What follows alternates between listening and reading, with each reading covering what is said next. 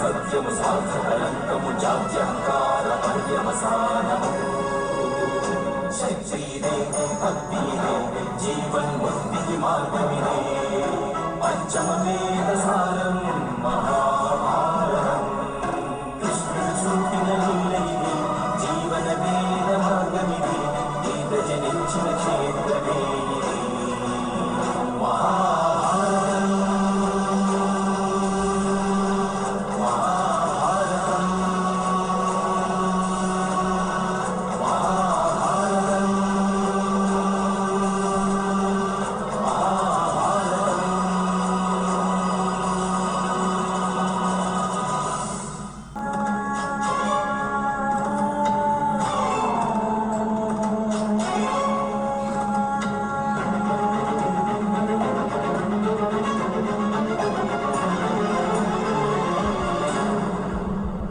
మందగించింది మాధవ.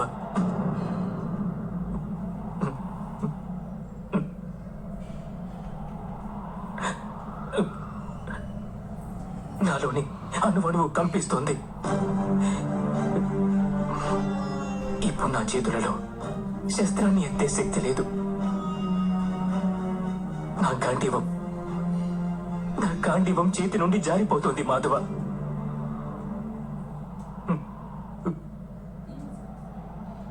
నాకు కేవలం భయానక వినాశనమే కనిపిస్తోంది. కేవలం భయానక వినాశనం.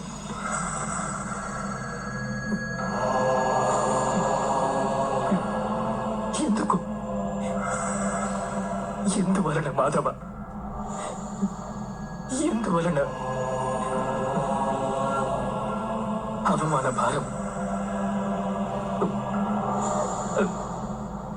అన్యాయం గురించి ఆలోచన లేదా ప్రతీకార సంకల్పం, ఇలాంటి ఏ కారణము లేదు నాకిప్పుడు ఏ కారణము లేదు మాధవ.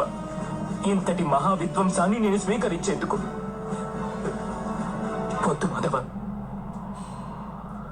విధ్వంసమే నవనిర్మాణానికి కారణం పార్థ.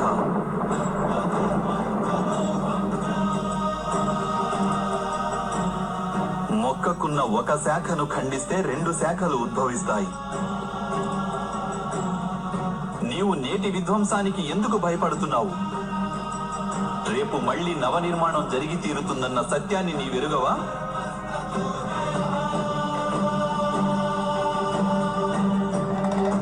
క్లైబ్యం మాస్మగమః పార్థ నైతత్వయుపపద్యతే.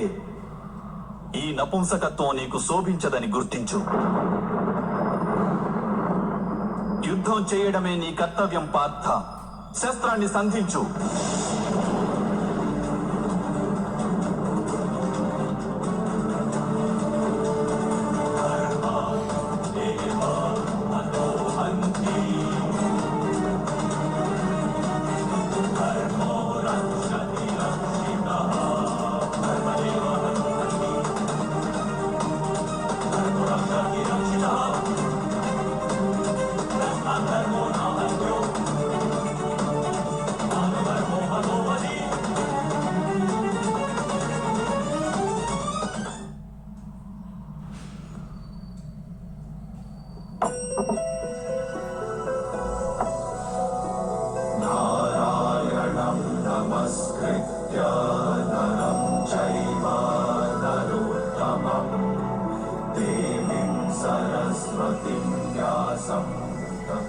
నా ఆత్మకు సారథిగా మారి మీరు నా జీవిత రథాన్ని ఉచిత మార్గంలో నడిపించండి మాధవ.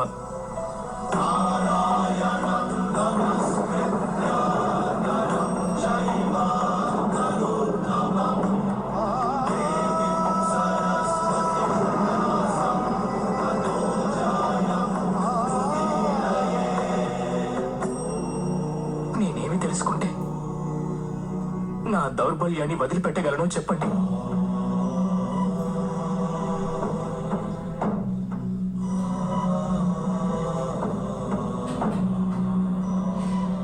పార్థ,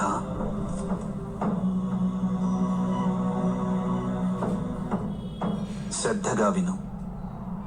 జీవిత రహస్యాన్ని తెలుసుకో. లోకం యొక్క వాస్తవిక రూపాన్ని అర్థం చేసుకో. గంగా ప్రవాహంలో పిడికిలిని ముంచి వెలికి తీసినచో నీకు ఏదీ ప్రాప్తించదు. కాని అరచేతులతో దోసిలి పట్టి గంగా ప్రవాహంలో ముంచితే ఆ గంగా జలంతో నీ జీవితం పావనమవుతుంది. పరబ్రహ్మం విభాజన చెంది పురుషుడు ప్రకృతి ఉద్భవించాయి. అప్పుడు పురుషుడు అంటే పరమాత్ముని అంశ ఆత్మగా మారి ప్రకృతిలోని ప్రతి వస్తువులోనూ నివసించడం జరిగింది. ఆ ఆత్మను మోహం, అంధకారం ఆవరించాయి పార్థ. ఆ మోహ నిద్ర నుండి జాగృతమై తనని తాను పరమాత్ముని అంశగా తెలుసుకోవడమే ఆత్మ యొక్క కర్తవ్యం, ఉద్దేశ్యం. అదే జీవన కార్యం.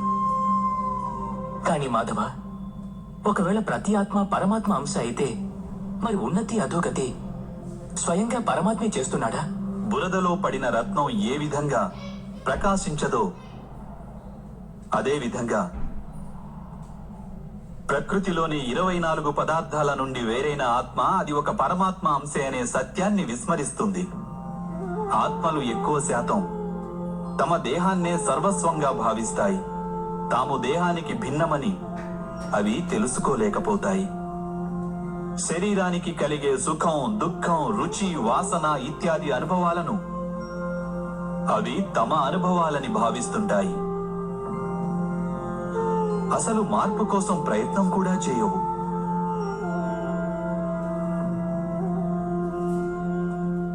ఇలా మార్పు కోసం ప్రయత్నం కూడా చేయని ఆత్మలు నిరంతరం అధర్మం చేస్తూనే ఉంటాయి. వాటిని జాగృతం చేసేందుకు దండన విధించడం అనివార్యం.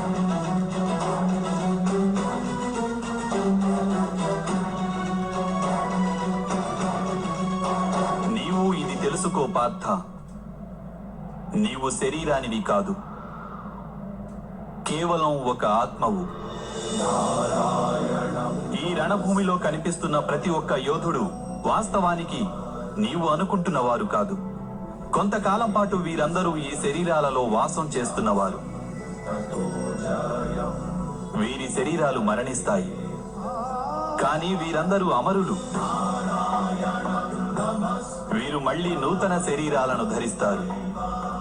తాము ఆత్మస్వరూపులమని తెలుసుకునే వరకు తమ అధర్మాన్ని త్యజించి ధర్మ మార్గానికి వచ్చే వరకు వీరందరూ ఇలా జన్మిస్తుంటారు, అలాగే మరణిస్తుంటారు. ఇదే బ్రహ్మ విద్య బోధించే ప్రథమ పాఠం పార్థ. జన్మించిన వారికి మరణం అనివార్యం. అలాగే మరణించిన వారు అవశ్యం మళ్ళీ జన్మిస్తారు. ఈ మహాజ్ఞానాన్ని సాంఖ్య యోగమని అంటారు.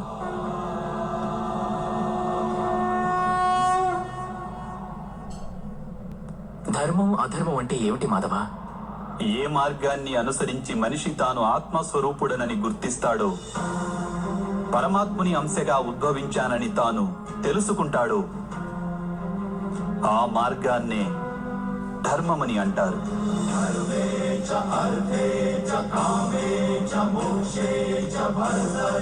ఎప్పుడు మనిషి తనను తాను పరమాత్మ స్వరూపునిగా అర్థం చేసుకుంటాడో అప్పుడు సృష్టియే పరమాత్మయని, పరమాత్మయే సృష్టి అని వానికి అనుభవగతం కాగలదు. సృష్టికి పరమాత్మకు ఏ భేదమూ లేదు.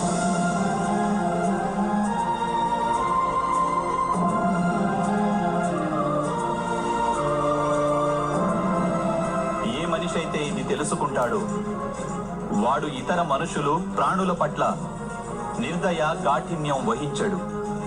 వానికి ఇది తెలుసు, జిహ్వను ఖండిస్తే బాధ కేవలం జిహ్వకే ఉండదు, దాని అనుభూతి శరీరం అంతటికీ ఉంటుంది. అదే విధంగా ఒక మనిషికి బాధ కలిగితే సమస్త లోకము ఆ బాధను అనుభవించి తీరుతుంది. ఈ లోకంలో ఏ ఒక్క మనిషి బాధను అనుభవిస్తున్నా ఈ ప్రపంచంలో ఏ ఒక్కరూ సంపూర్ణ సుఖాన్ని అనుభవించలేరు.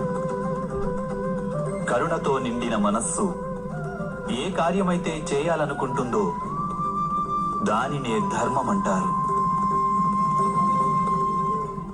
అంటే అధర్మం అనేది అజ్ఞానానికి మారుపేరా? అయితే మరి అజ్ఞానుల పట్ల దయ చూపడం అవసరం కదా? దండించడంలో అర్థం ఏమిటి?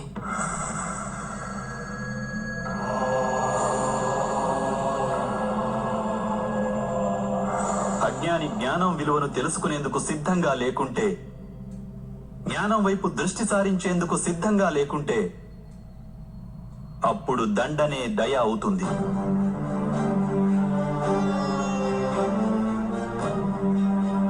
వాని పట్లనే కాదు, ఇతరుల పట్ల కూడా అవుతుంది.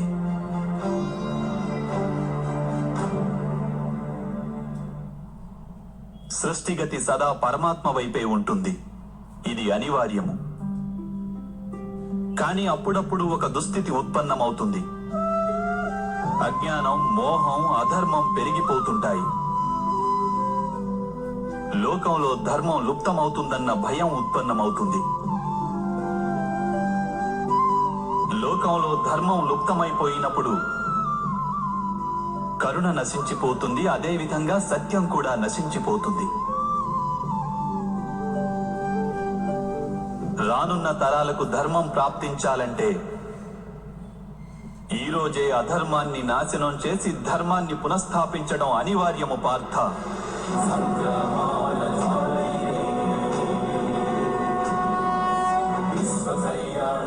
ఈ పరిస్థితి అటువంటిదే పార్థ.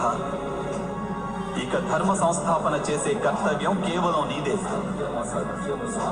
కనుక దౌర్బల్యాన్ని త్యజించు. ఇకనైనా యుద్ధం చేసేందుకు సిద్ధంగా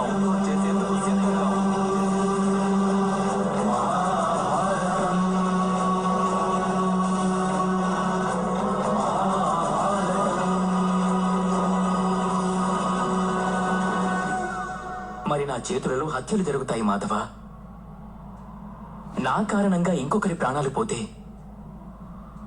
నాలో ఉన్న కరుణ నశించినట్లు కాదా మాధవ? అయినా ఒకవేళ ధర్మానికి ఆధారం కరుణ అయితే మరి నా ఆత్మకు కర్మబంధం ఏర్పడదా?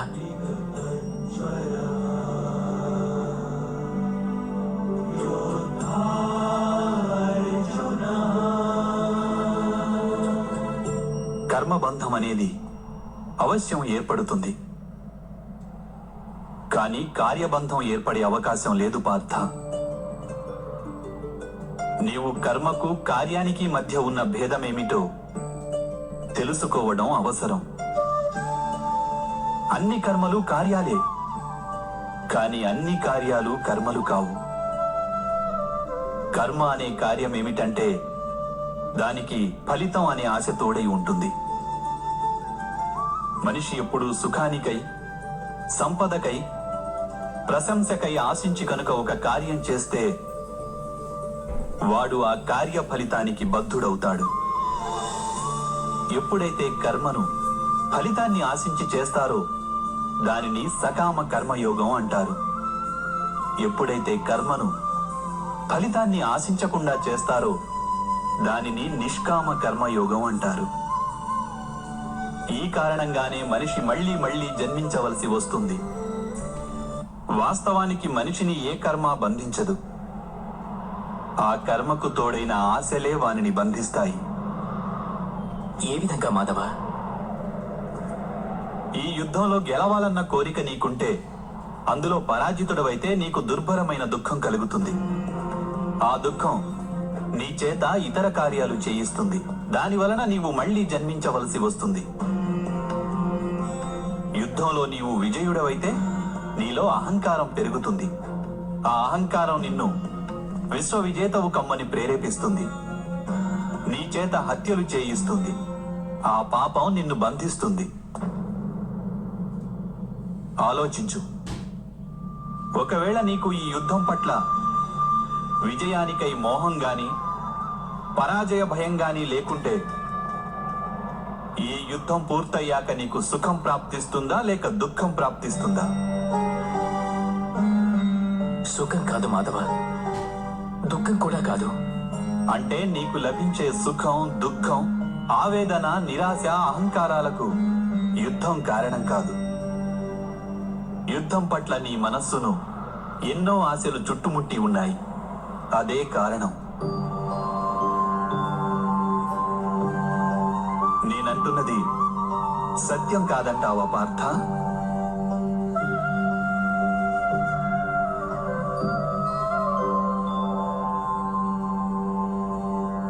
సుఖ దుఃఖే సమే కృత్వా లాభాలాభౌ జయాజయౌ తతో యుద్ధాయ యుజ్యస్వ నైవం పాప మవాప్స్యసి. అంటే సుఖ దుఃఖాలను సమానంగా భావించి లాభం, హాని, జయాపజయాల గురించి ఆలోచించకుండా నీవు యుద్ధం చేస్తే కౌంతేయ, నీవప్పుడు పాపంలో భాగస్థుడవు కాబోవు. దీనినే కర్మయోగం అంటారు. కాని మాధవ, ఒకవేళ కార్యబంధం నిశ్చితమైతే లౌకిక జీవితాన్ని విడిచి సన్యాసం తీసుకోవడం ఉచితం కాదా? ఈ ఆలోచన పర్యవసానంగానే ఈ రోజున యుద్ధం జరుగుతోంది పార్థ.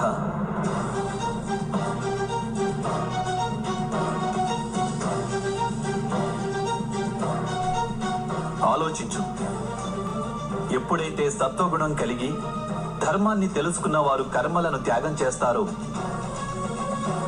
అప్పుడు అధర్మ మనస్కులైన వారే ఈ లోకంలో రాజ్యం చేస్తారు.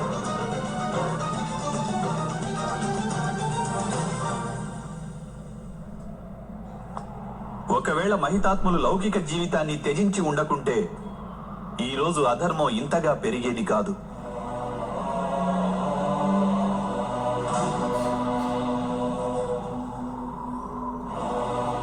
అలాగే మీ పితృదేవులు ఆనాడు సన్యసించి ఉండకుంటే ఈ రోజు బావ యుధిష్ఠిరుడు సుఖంగా రాజ్యం చేస్తుండేవాడు.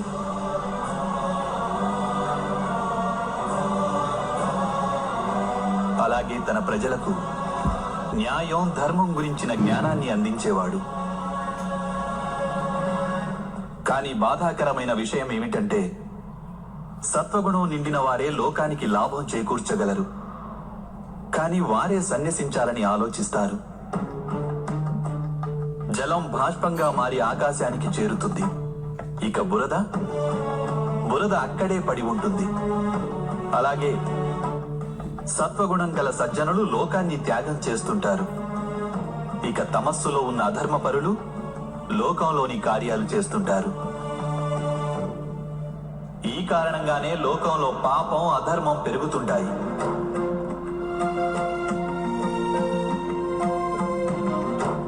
కానీ కర్మయోగి ఈ విచిత్ర స్థితి నుండి యావత్ లోకానికి రక్షణనిస్తుంటాడు. కర్మయోగి కర్మ ఫలితాన్ని త్యాగం చేస్తాడు, కానీ కర్మలను త్యాగం చేయడు. వాడు ఈ లోకంలోనే ఉంటాడు.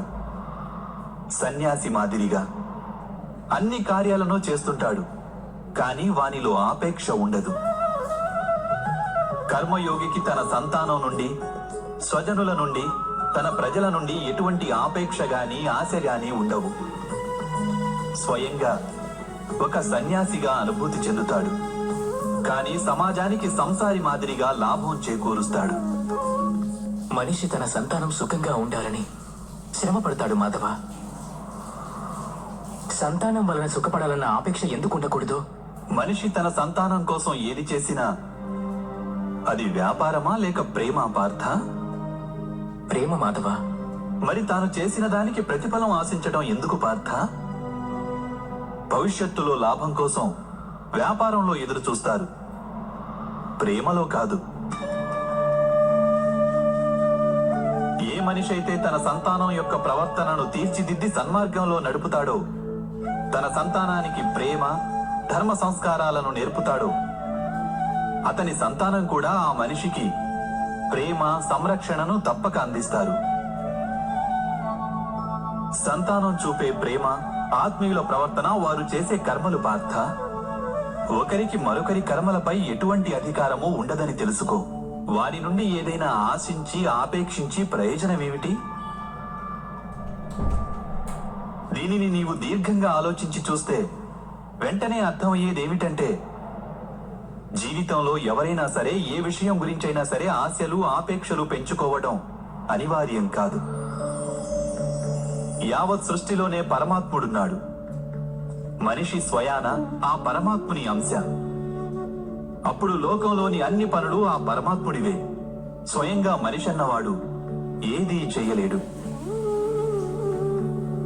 ఇదే కర్మయోగ మూల సిద్ధాంతం పార్థ.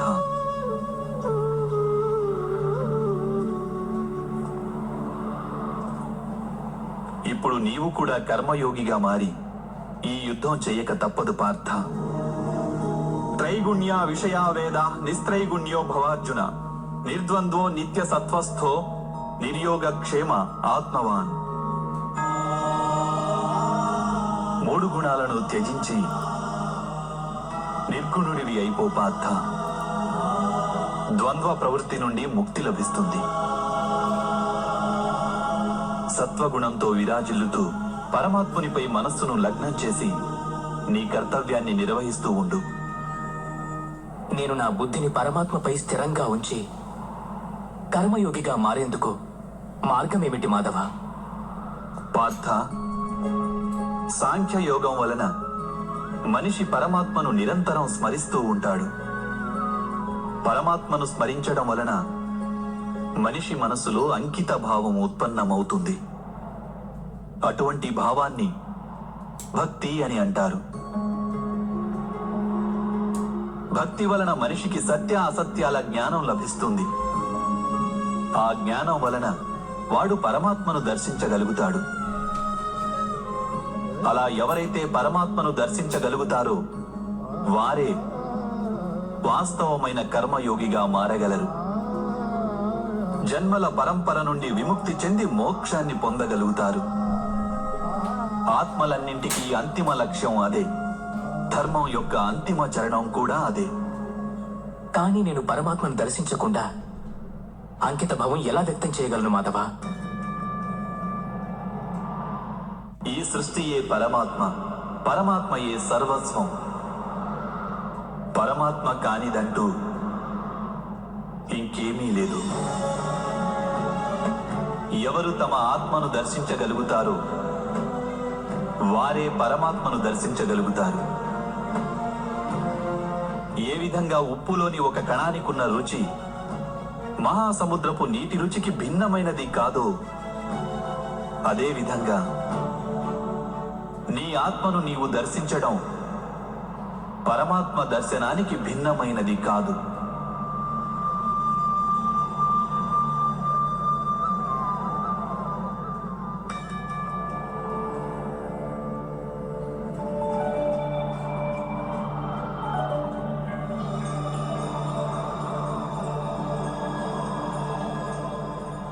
అంటే మాధవ, మీరే నా పరమాత్మ?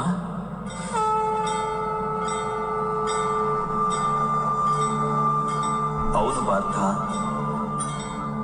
నేను పరమాత్మను. నీవు కూడా పరమాత్మవే పార్థ. కానీ నీవు ఇప్పటికీ జాగృతం కాలేదు. నేను ఈ రహస్యాన్ని తెలుసుకున్నాను.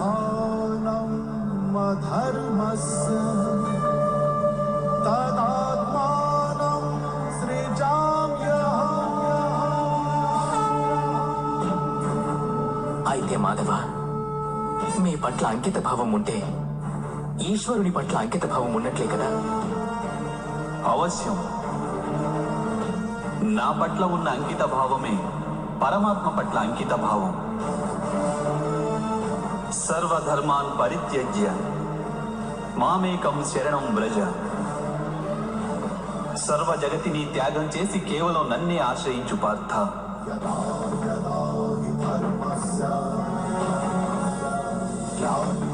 ఈ సకల లోకాన్ని నేనే. నేను ఈ లోకంలోని ప్రతి ఒక్క అణువును. నేనే సూర్యుడిని, నేనే చంద్రుడిని. ఈ నక్షత్రాలన్నీ నేనే, ఈ విశ్వంలోని గ్రహాలన్నీ నేనే. నేను సూర్యుని కంటే ముందు నుండి ఉన్నవాడిని. అలాగే ఒక మొక్కపై తొడిగిన మొగ్గ కన్నా నవ్యుడను నేను. ఈ మానవులందరూ నేనే. నేనే స్వర్గాన్ని నరకాన్ని ధారణ చేస్తున్న శక్తిని. నేనే దుర్యోధనుణ్ణి,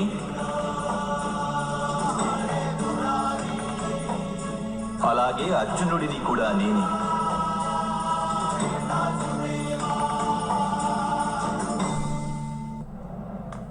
అది ఎలా సంభవం మాధవ? మీరు జన్మించటం పెద్దలు అనేకులు తమ జీవిత కాలంలో చూశారు. మేము నవమాసాలు మోసి మీకు జన్మనిచ్చిన మీ మాత జీవించే ఉన్నారు. మీరు పురాతనలు, నాశనం లేని వారు ఎలా అవుతారు? నీవు శరీరాన్ని చూస్తున్నావు, కానీ నేను ఆత్మ గురించి మాట్లాడుతున్నాను. నేను అనేక జన్మలెత్తాను పార్థ. నేను అనేక అవతారాలను ధరించాను. ఎన్నో శరీరాలతో జన్మించాను నేను. అలాగే ఈ మట్టిలో కలిసిపోయాను.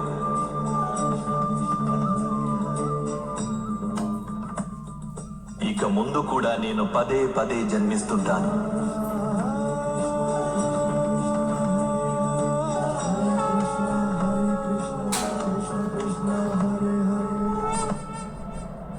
యదా యదా హి ధర్మస్య గ్లానిర్భవతి భారత అభ్యుత్థానమధర్మస్య తదాత్మానం సృజామ్యహం.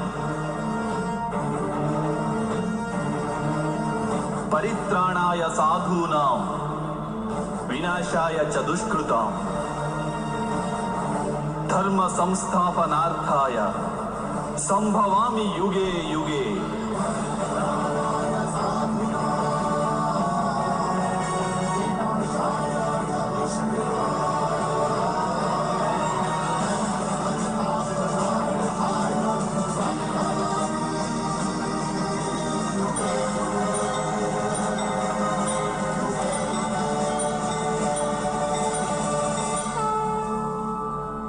ఎప్పుడెప్పుడు ధర్మానికి హాని జరుగుతుందో, ఎప్పుడెప్పుడు అధర్మం వృద్ధి చెందుతుందో, అప్పుడప్పుడు సత్పురుషులను ఉద్ధరించేందుకు, అధర్మపరుల వినాశనానికి, ధర్మాన్ని పునఃస్థాపించేందుకై నేను జన్మిస్తుంటాను.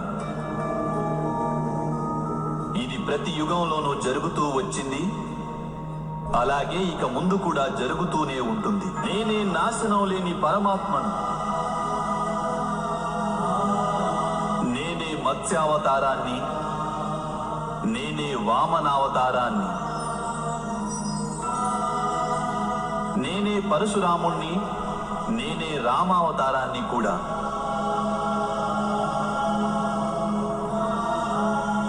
నేనే బ్రహ్మ విష్ణు మహేశ్వరులను, నేనే సరస్వతి లక్ష్మి పార్వతిని కూడా.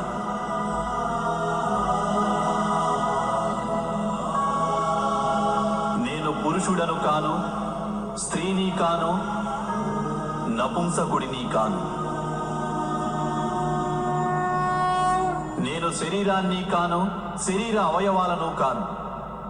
నేను జ్ఞానాన్ని, సృష్టిని, చైతన్యాన్ని. నేను పరబ్రహ్మను.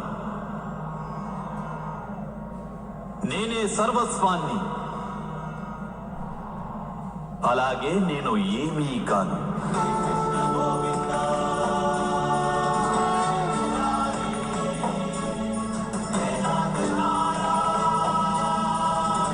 ఈ విధంగా ప్రతి యుగంలోనూ జరిగింది. అలాగే ఇక ముందు కూడా జరుగుతూనే ఉంటుంది.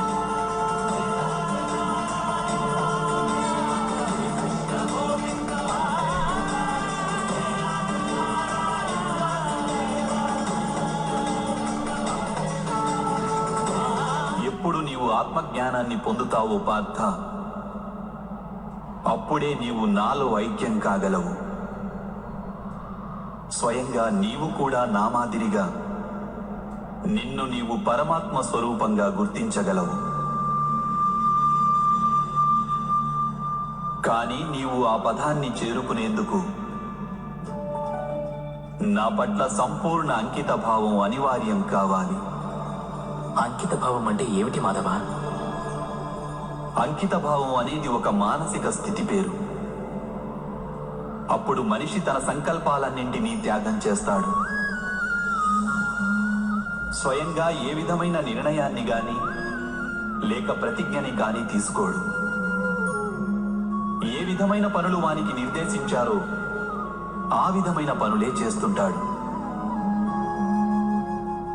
వాస్తవానికి అంకిత భావానికి అర్థమేమిటంటే తమను తాము, తమ మనస్సును, బుద్ధిని, జ్ఞానాన్ని, ఇచ్ఛలను, ఆశలను, మనసులోని భావనలను, తమ సర్వస్వాన్ని ఇంకొకరికి అర్పించడమే. ఇటువంటి అంకిత భావాన్ని భక్తి అని అంటారు.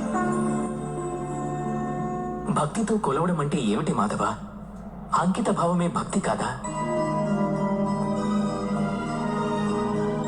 కాదు పార్థ, అంకిత భావం భక్తిలో మొదటి అడుగు మాత్రమే. వాస్తవానికి భక్తి అనేది ఒక కార్యం వంటిది కాదు, అది ఒక మనస్థితిని సూచిస్తుంది. నిత్య జీవితంలో మనిషి జపతపాలు, యజ్ఞయాగాలు, యమనియమాలు, యోగం, స్వాధ్యాయం అనే మాధ్యమాలతో తన అంతరంగాన్ని శుద్ధి చేసుకొని పరమాత్మ పట్ల అంకిత భావంతో ఉండాలి. మనిషి తాను చేసే పనులను, తన కర్మల ఫలితాన్ని, జీవితంలోని ఉచ్ఛ్వాస నిశ్వాసాలను పరమాత్మకు సమర్పిస్తూ ఉండాలి.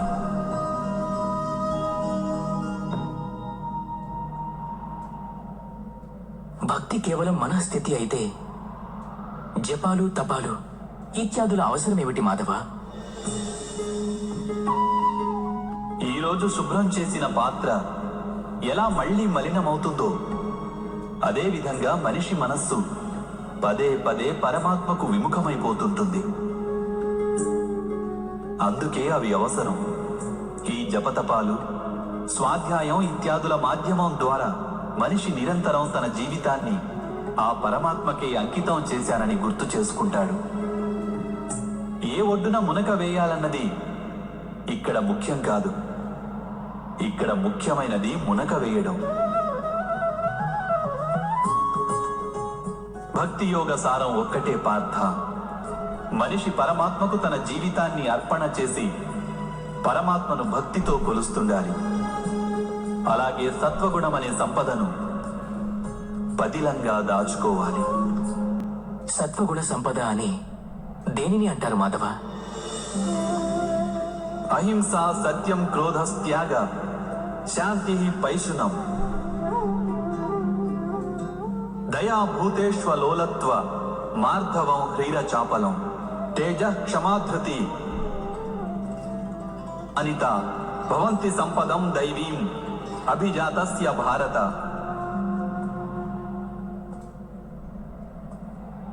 అకారణంగా సదా స్వార్థం కోసం హింసను చేయడం అధర్మం పార్థ.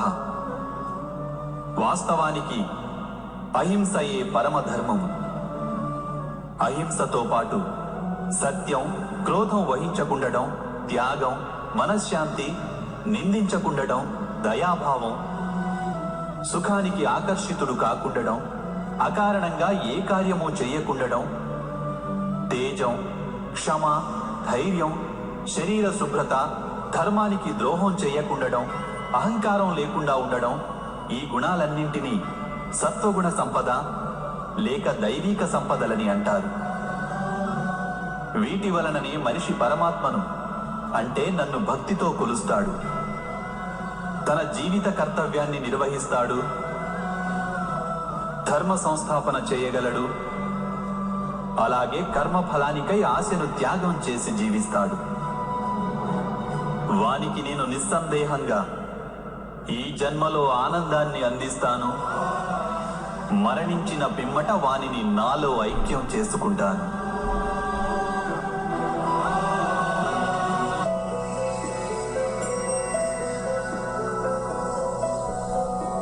నారాయణం నమస్కృత్య నరం చైవ నరోత్తమం దేవీం సరస్వతిం వ్యాసం తతో జయం ఉదీరయేత్. మీ వాస్తవ స్వరూపాన్ని నాకు దర్శించాలని ఉంది మాధవ.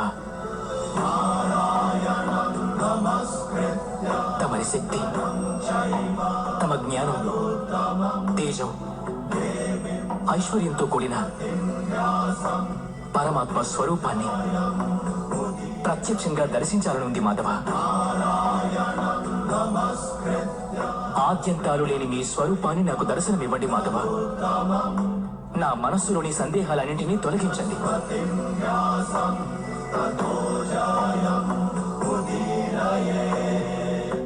మీ దర్శనమివ్వండి మాధవ.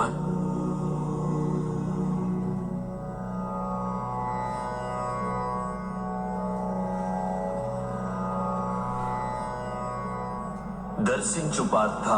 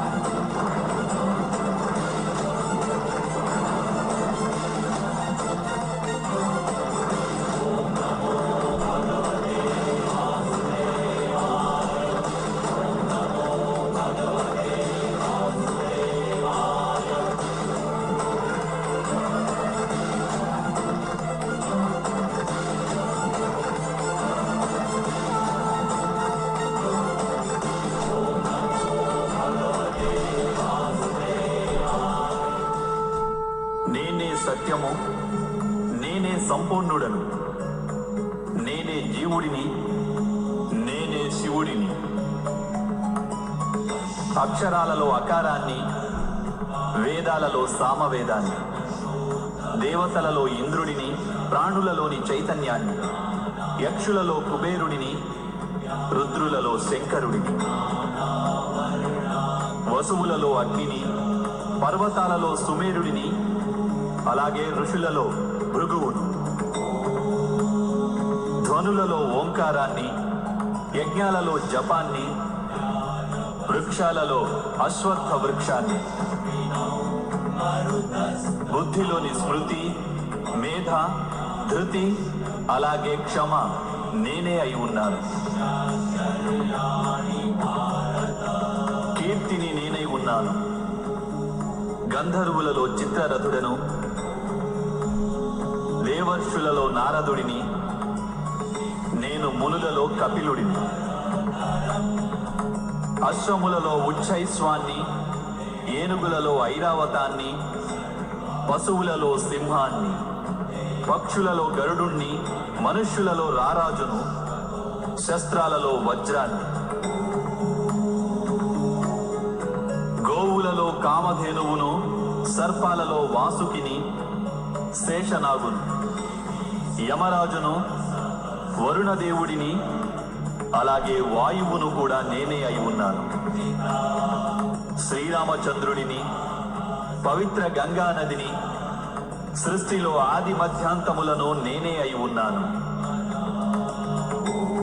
బ్రహ్మ విద్యను, మహాకాలుడిని, అలాగే బ్రహ్మను, ప్రభావాన్ని, విజయాన్ని, సత్వాన్ని, నిశ్చయుడిని, దండన, శక్తి, నీతి, మౌనం, అలాగే తత్వజ్ఞానాన్ని కూడా నేనే అయి ఉన్నాను.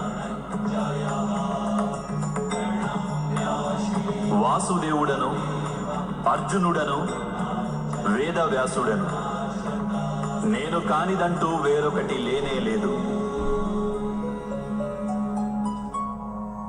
విశ్వంలో నేను లేని స్థానం అన్నది ఏదీ లేదు. నేనే కాలాన్ని, అలాగే నేనే జీవితాన్ని, మృత్యువును కూడా. ఇక్కడికి వచ్చిన వీరందరికీ మృత్యువుగా మారి నిలిచి ఉన్నాను.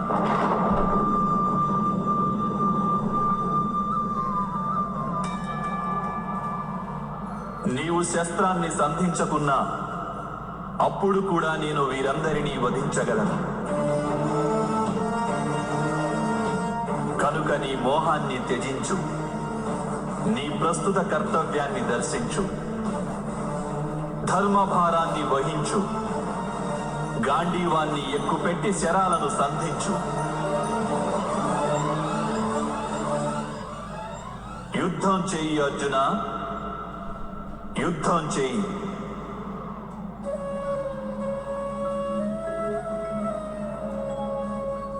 హే మాధవ, హే మధుసూదన, ఈ రోజు నా మనసులోని సందేహాలన్నీ నశించాయి. కృపతో మీరు మనుష్య రూపాన్ని ధరించండి.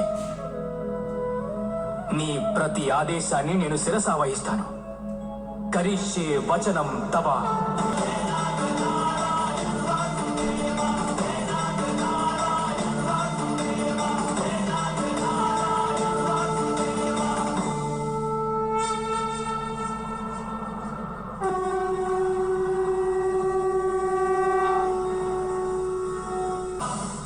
మాధవ, హే మధుసూదన,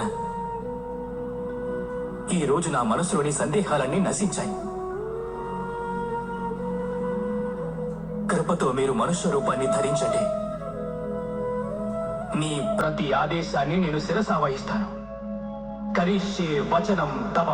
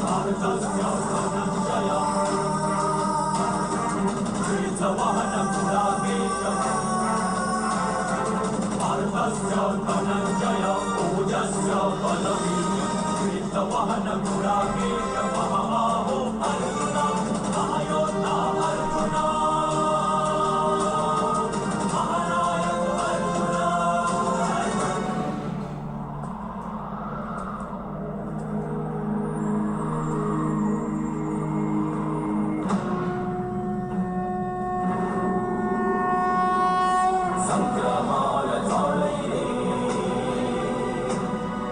విశ్వ కళ్యాణ సుధీరే